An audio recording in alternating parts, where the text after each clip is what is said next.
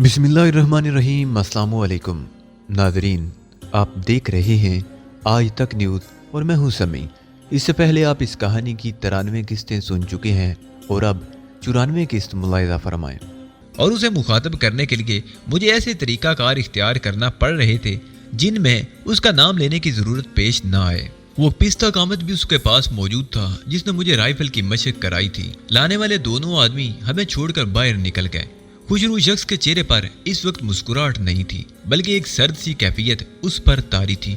उसने उंगलियों में सिगरेट दबाई हुई थी और हल्के हल्के कश लिए जा रहा था। पिस्ता कामत एक आराम कुर्सी पर तकरीबन नीम दराज था।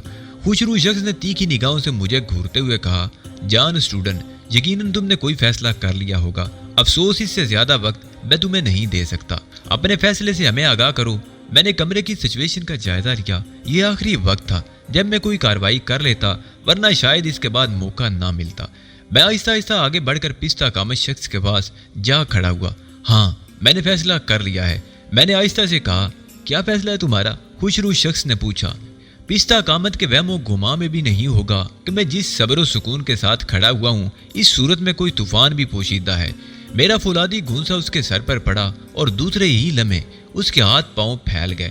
उसने उठने की कोशिश की तो कुछ इस तरह मेरा हाथ फिसला कि मेरी उंगलियां उसके नथनों में दाखिल हो गईं।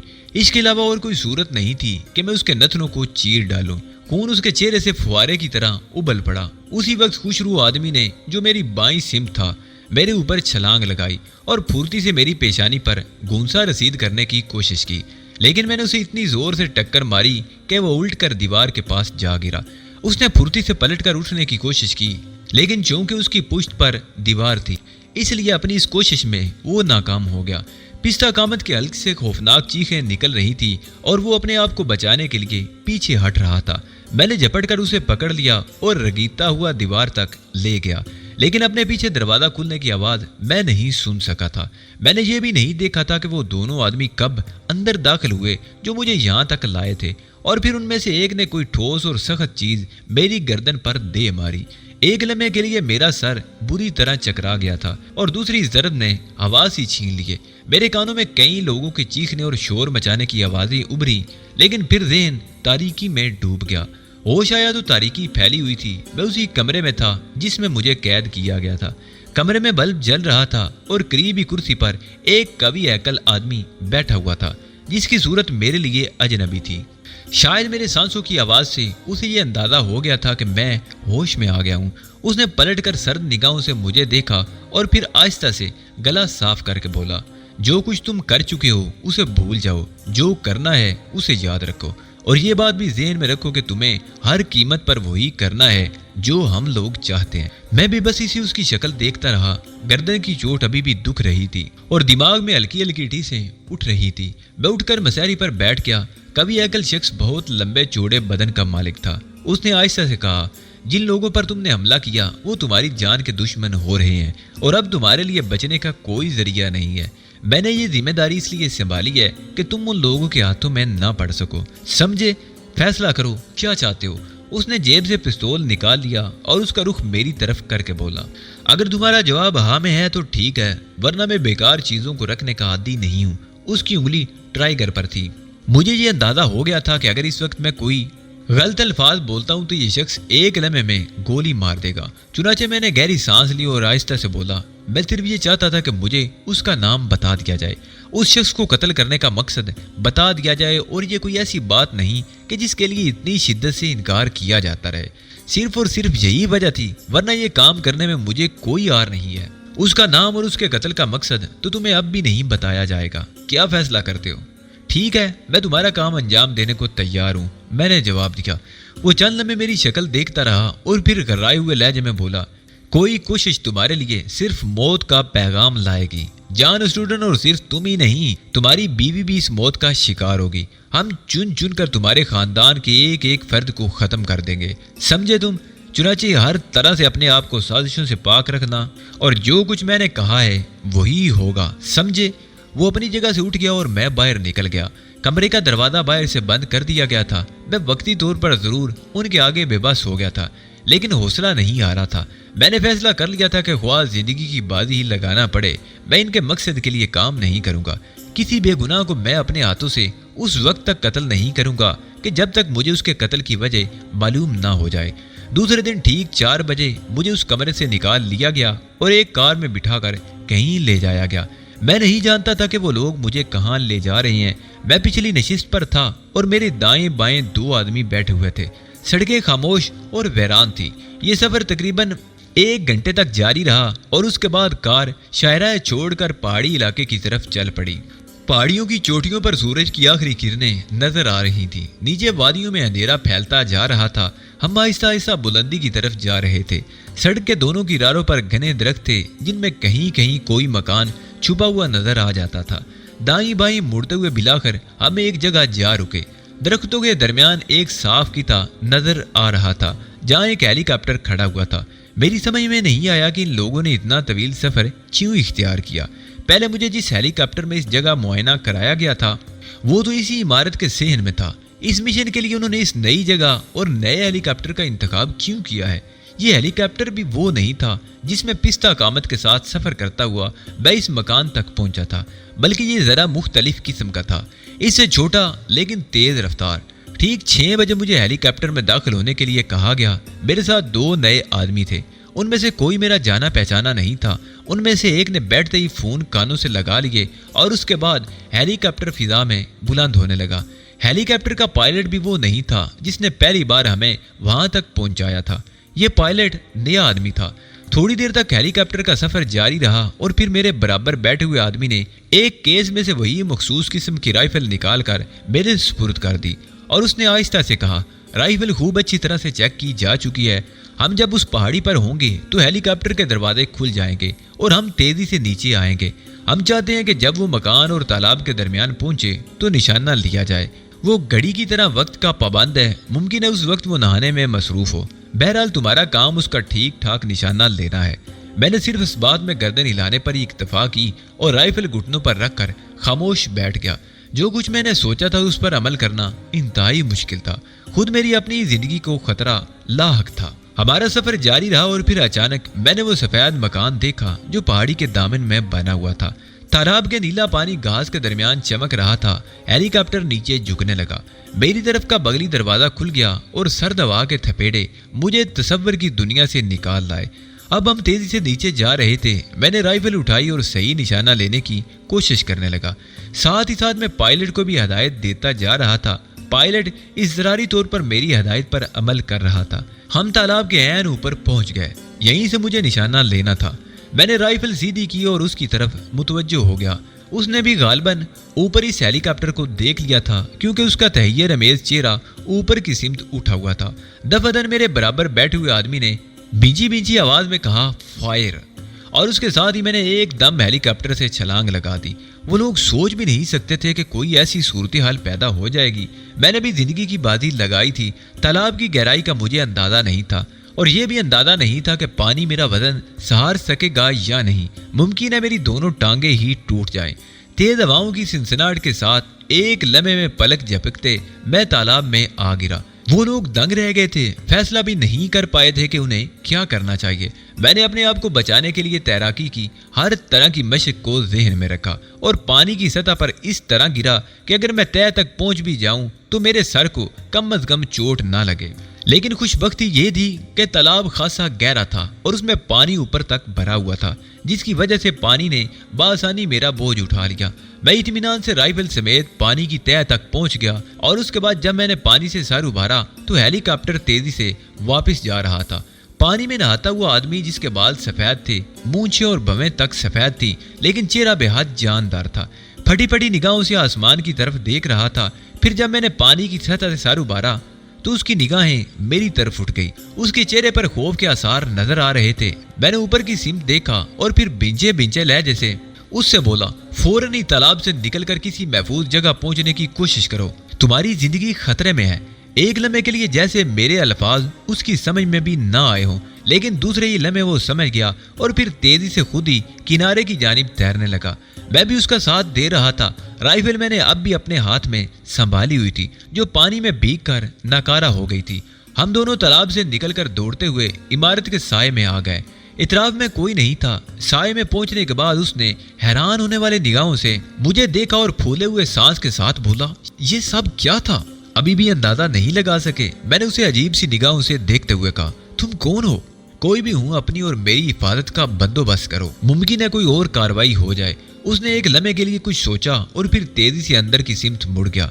मुझसे उसने अब भी कुछ नहीं कहा था। मैं उसके साथ मुड़कर 2 कदम चला तो दफातन मैंने 3-4 आदमी देखे जो मुख्तलिफ कामों में मशगूल थे। उसने चीख कर कहा, बाहर अलार्म बजा दो, अलार्म बजा दो। थोड़ी देर के बाद एक सायरन की सी आवाज गूंजी और जरा सी देर में बेशुमार दौड़ते हुए कदमों की आवाजें सुनाई देने लगी। कुत्तों के भौंकने की आवाजें भी इन आवाजों में शामिल हो गई थी। वो एक दीवार से पुश्त लगाकर गहरे गहरे सांस ले रहा था और फटी फटी निगाहों से मुझे देख रहा था। उसकी नजरें बार बार मेरे हाथों में थमी हुई राइफल की जानिब उठ जाती थी। मैंने राइफल उसके पैरों के करीब फेंक कर कहा, मुझे तुम्हारी जान लेने के लिए मखसूस किया गया था, लेकिन मैंने तुम्हारी जान नहीं ली बल्कि अपनी जान की बाजी लगाकर तुम्हें बचा लिया। कौन थे वो लोग और तुम? क्या यह मुमकिन नहीं है कि अब तुम किसी महफूज जगह बैठकर मुझसे बातचीत करो? मेरा लिबास बुरी तरह भीगा हुआ है और मैं शदीद ज़हनी कोफ्त महसूस कर रहा हूँ। हाँ हाँ आओ। उसने अपने आप को संभाला और फिर मुझे साथ लिए हुए अंदर चल पड़ा। एक खूबसूरत कमरे में पहुंचकर उसने दीवार में लगी हुई बेल बजाई और एक कमसिन लड़की अंदर आ गई। उसकी उम्र 16-17 साल से ज्यादा नहीं होगी। मुझे अंदाजा हो गया कि वो खादमा की हैसियत रखती है। सफेद मूंछों वाले ने उससे कहा, स्लीपिंग सूट और गाउन निकाल लाओ, इन सब को दे दो। फिर मुझे मुखातिब करके बोला, तुम खुद ही उसके साथ चले जाओ और लिबास तब्दील कर लो। मैं लड़की के साथ बाहर निकल आया। बाहर निकलते ही मैंने 2-3 आदमियों को तेज रफ्तारी से अंदर जाते हुए देखा। वो यकीनन सफेद मूंछों वाले के साथी ही थे। उन्हें नजरअंदाज करके मैं लड़की के साथ आगे बढ़ा और एक दूसरे कमरे में पहुंच गया। लड़की बार बार चोर निगाहों से मुझे देख रही थी, लेकिन उसने मुंह से एक लफ्ज भी ना कहा। एक कमरे में जाकर उसने अलमारी खोली और उसमें से सफेद रंग का सिल्क का स्लीपिंग सूट निकालकर मुझे दे दिया और फिर एक फूलदार स्याह गाउन भी। उस तरफ प्लीज, बाथरूम, उसने एक सिम से इशारा करके कहा और खुद दरवाजे से बाहर निकल गई। मैंने अपने भीगे हुए लिबास को उतार कर बाथरूम में डाल दिया और फिर स्लीपिंग सूट पहनकर ऊपर से गाउन पहन लिया। भीगे हुए बालों को बाथरूम के एक स्टैंड पर पड़े हुए तौलिए से खुश किया और वहीं रखे हुए कंघे से उनको दुरुस्त करके बाहर निकल आया। कमरे के दरवाजे के बाहर लड़की मेरा इंतजार कर रही थी। उसने मुझे देखा और फिर आगे बढ़ गई। मैं उसके साथ साथ चलता हुआ बिलाकर उसी कमरे में पहुंच गया जहां सफेद मूंछों वाला सर पकड़े बैठा हुआ था। कदमों की आहट पर उसने सर उठाया और संभल कर बैठ गया। लड़की बाहर निकल गई तो उसने मेरी तरफ देखते हुए कहा, अब ये इमारत पूरी तरह महफूज है। अगर वो बम्बार त्यारे भी लेकर यहाँ पहुंच जाएं तो इसे कोई नुकसान नहीं पहुंचा सकते। बैठो, तुम अजीबो गरीब शख्सियत के मालिक हो। ये सब कुछ क्या हुआ था? मैं वादे तौर पर कुछ नहीं समझ सका और जहां तक मेरा अंदाजा है उस हेलीकॉप्टर के जरिए मुझे हलाक करने की कोशिश की जा रही थी। गालिबन तालाब में नहाते हुए मुझ पर गोलियां बरसाई जाती और हलाक कर दिया जाता और शायद तुम्हें इस काम के लिए मखसूस किया गया था। हाँ, और तुम तालाब के ऊपर पहुंचने के बाद राइफल समेत नीचे कूद पड़े। मेरी जिंदगी बचाने के लिए तुम्हें यह भी अंदाजा नहीं था कि तालाब का पानी कितना गहरा है। इतनी बुलंदी से कूदकर तुम्हारे हाथ पांव भी टूट सकते थे, तुम्हारे सर में चोट लग सकती थी। हाँ, मैंने तुम्हारी जिंदगी बचाने के लिए जान की बाजी लगा दी थी। क्यों? इसलिए कि मेरी तुमसे कोई दुश्मनी नहीं। मैं नहीं जानता कि वो लोग तुम्हें क्यों कत्ल करना चाहते थे, लेकिन ये बात मेरे लिए इंतहाई ताज्जुब खेज है। पहले ये बताओ मैं तुम्हें किस नाम से मुखातिब करूं? मुझे चैक लार्स कहा जाता है। लोग मुझे लॉर्ड चैक लार्स कहते हैं। क्या मैं तुमसे भी मुतारिफ हो सकता हूँ? मेरा नाम जॉन स्टूडेंट है। मेरा एक नाम जॉन स्टूडेंट है, दूसरा नाम रूटर। जिस नाम से चाहो मुझे मुखातिब कर सकते हो। क्या मतलब बाद में बताऊंगा। तो फिर मैं तुम्हें स्टूडेंट कह कर ही पुकारूंगा। हाँ, कोई हर्ज नहीं। लड़की काफी ले आई और उसने बड़े इत्माम से काफी मेरे सामने पेश कर दी और दूसरी प्याली खुद लेकर बैठ गई। हाँ डियर स्टूडेंट, अब तुम मुझे अपने बारे में बता डालो। वैसे एक बात सुन लो, मैं तुम्हारा बेहद शुक्रगुजार हूँ कि तुमने अपनी जिंदगी की बाजी लगाकर मेरी जान बचाई है। वाकई आज मैं उनका शिकार हो गया था। ये बदएहतियाती मुझसे ही हुई, वरना मैंने अपनी हिफाजत के लिए काफी इंतजामात कर रखे हैं। मुझे उम्मीद नहीं थी कि कोई इस तरह की अजीम शान कार्रवाई की जाएगी। बहर तौर दुश्मन अपने तौर पर कार्रवाइयां करता ही है। इस वक्त मेरी जिंदगी तुम्हारी रहीने मिन्नत है और मैं तुम्हारी इस एहसान का सिला जरूर दूंगा। मैंने ब्लैक कॉफी के छोटे छोटे घूंट लिए دماغ کو بڑی فرحت ہوئی تھی. جو کچھ میں کرنا چاہتا تھا وہ کر چکا تھا. ان لوگوں کے چنگل سے نکل چکا تھا اور اس بے گناہ شخص کی جان بھی بچ گئی تھی. میں نے زیر لب اس کا نام دہرایا، چیک لارس، لارڈ چیک لارس. وہ خاموشی سے مجھے دیکھتا رہا. پھر میں نے کہا، مجھے ایک دوسرے ملک سے یہاں لایا گیا ہے جہاں میں قیدی تھا. کیا نام بتایا تم نے اپنا؟ وہ ایک دم چونک پڑا. کافی کی پیالی اس نے میز پر رکھ دی تھی. جان اسٹوڈن. اوہ تم گیروز پارٹی کے آدمی ہو؟ وہ مضطربانہ انداز میں بولا اور میں اس کا جائزہ لینے لگا. گیروز پارٹی کے بارے میں کچھ جان سکتا ہوں؟ کیا مطلب؟ کیا تم اس کے آدمی نہیں ہو؟ اگر سنوڈن گیروز پارٹی کا آدمی تھا تو یوں سمجھ لیجئے کہ میں گیروز پارٹی ہی کا آدمی ہوں. میں اب بھی تمہاری بات کا مطلب نہیں سمجھا. میں نے کہا نا کہ میرا نام اسٹوڈن بھی ہے اور روٹر بھی. برائے کرم مجھے الجھاوے میں نہ ڈالو. جس حادثے سے میری جان بچی ہے اس نے ابھی تک میرے اعصاب کشیدہ کیے ہوئے ہیں. میں بہت زیادہ مضبوط دل کا مالک نہیں ہوں. خاص طور سے اس قسم کے معاملات سے میرا کوئی واسطہ کبھی نہیں پڑا. میں سیاسی حیثیت رکھتا ہوں اور صرف دماغ لڑانا جانتا ہوں. مسٹر چیک لارس، یہ ایک دلچسپ کہانی ہے. یوں سمجھ لیجئے کہ نہ میں جان اسٹوڈن ہوں نہ روٹر. میرا کچھ اور ہی نام ہے.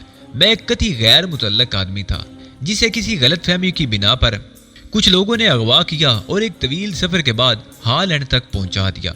غالباً جان اسٹوڈن کو جیل سے فرار کرایا گیا تھا اور اس کے ذریعے یہ کام لیا جانا تھا، لیکن انہیں غلط فہمی ہو گئی. مجھے جان اسٹوڈن کی حیثیت سے ہی یہاں تک لایا گیا اور وہ لوگ مسلسل مجھے جان اسٹوڈن سمجھتے رہے. روٹر میرا نام اس لیے ہے کہ اس نام سے میں نے ہالینڈ تک کا سفر کیا ہے. لیکن جیسا کہ میں آپ کو بتا چکا ہوں کہ نہ میں روٹر ہوں اور نہ جان اسٹوڈن. میں بھی کچھ ایسے ہی حالات کا شکار تھا کہ اس جگہ سے نکل کر کسی اور جگہ پہنچنا چاہتا تھا اور اس حیثیت سے میں نے فائدہ اٹھایا. پھر یہاں کچھ لوگوں نے مجھے جان اسٹوڈن کی حیثیت سے ریسیو کر کے میرا کام مجھے بتایا، جسے نہ کرنے کے لیے میں نے خاصی جد و جہد کی. لیکن ان حالات میں میرے لیے زندہ رہنا تقریباً ناممکن ہو گیا تھا اور مجھے مجبور کر دیا گیا تھا کہ میں یہ کام کروں. میں نے فیصلہ کر لیا تھا کہ کسی بھی بے گناہ شخص کی زندگی نہیں لوں گا، خواہ اس کے لیے مجھے اپنی زندگی کی بازی ہی کیوں نہ لگانا پڑ جائے. اور میں نے زندگی کی بازی لگا دی اور مجھے خوشی ہے کہ میں اس میں کامیاب رہا. بہت عجیب حالات ہیں. وہ کون لوگ ہیں آخر؟ میرے دشمن اس حد تک جا سکتے ہیں؟ کمال ہے. میں نے نہیں سوچا تھا. اپنا اصل نام بتاؤ دوست. آپ مجھے جان اسٹوڈن ہی کہہ لیں تو کیا حرج ہے؟ گویا اپنا اصل نام چھپانا چاہتے ہو. ہاں، میں نے صاف گوئی سے کہا. اگر اس کی کوئی خاص وجہ ہے تو میں اصرار نہیں کروں گا. تم نے بتایا کہ ایک حادثے کے تحت تمہیں جان اسٹوڈن سمجھ لیا گیا تھا اور تم نے اپنی اصل شخصیت کا اظہار اس لیے نہیں کیا کہ تم یہاں آنا چاہتے تھے. ہاں، لیکن ہالینڈ ہی میں نہیں، بس میں اس ملک سے نکلنا چاہتا تھا. میں نے جواب دیا. جو سوالات میں تم سے کر رہا ہوں وہ صرف اس لیے کہ میں تمہارے سلسلے میں اپنی ذمہ داریاں سمجھ لوں. اس کے علاوہ ان سوالات کا کوئی مقصد نہیں ہے. ذمہ داریاں؟ میں نے سوالیہ نگاہوں سے اسے دیکھا. میری زندگی بچانے کے لیے اپنی جان کی بازی لگا دینے والا میری نگاہ میں معمولی حیثیت نہیں رکھتا. میں تمہارے لیے وہ سب کچھ کرنے کو تیار ہوں جو تمہارے لیے ضروری ہو. میں ناس پاس نہیں ہوں. شکریہ مسٹر لارس. در حقیقت ہالینڈ میرے لیے اجنبی ہے اور میں کسی کی مدد کے بغیر یہاں محفوظ نہیں رہ سکتا. اگر آپ میری مدد کرنا چاہتے ہیں تو مجھے اس وقت تک سہارا دے دیں جب تک کہ میں اس ملک سے روشناس نہ ہو جاؤں. تو چیک لارس کی دوستی قبول کر لو، اس نے ہاتھ بڑھاتے ہوئے کہا اور میں نے اس کا ہاتھ اپنے ہاتھ میں لے لیا. شکر گزار ہوں. آؤ میں تمہیں تمہاری آرام گاہ دکھا دوں. ہم کچھ وقت یہاں رکیں گے اور اس کے بعد یہاں سے نکل جائیں گے. یہ قیام گاہ میرے لیے خطرناک ہے. آؤ. وہ اٹھ کھڑا ہوا اور میں اس کے ساتھ باہر نکل آیا. ایک رائے داری طے کر کے ہم ایک دروازے سے اندر داخل ہو گئے. یہ ایک بیڈ روم تھا جو نہایت خوش سلیقی سے آراستہ تھا. یہاں آرام کرو، تم لارڈ لاس کے دوست ہو، تمہیں کوئی تکلیف نہیں ہوگی. شکریہ لارڈ، میں نے کہا اور لارڈ مسکراتا ہوا باہر نکل گیا. اس کے جانے کے بعد میں نے خوابگاہ پر نگاہ ڈالی. یہ عمارت ہی جنت نظیر تھی اور پھر جس طرح ویرانے میں اسے تعمیر کرایا گیا تھا اس سے ہی لارس کے ذوق کا اندازہ ہوتا تھا. اس نیم تاریخ خوابگاہ میں سکون ہی سکون تھا. عرش ایسی کہ بس دیکھتے رہو.